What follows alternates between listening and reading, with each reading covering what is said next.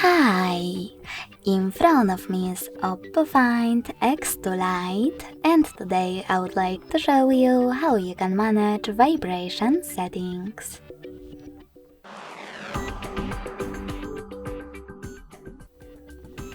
You need to begin by going into Devices Settings and scrolling down just a bit to access Sound and Vibration. Following that, scroll all the way down and tap on the switcher next to Vibrate on Ring. This way, you will enable or disable incoming calls vibrations.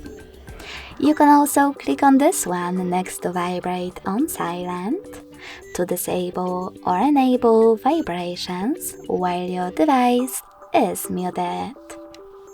Then select haptics and tones.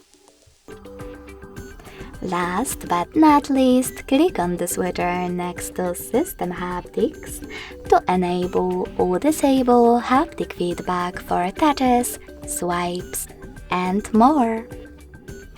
Thanks so much for watching. If you enjoyed this video, don't forget to leave a like, comment, and subscribe.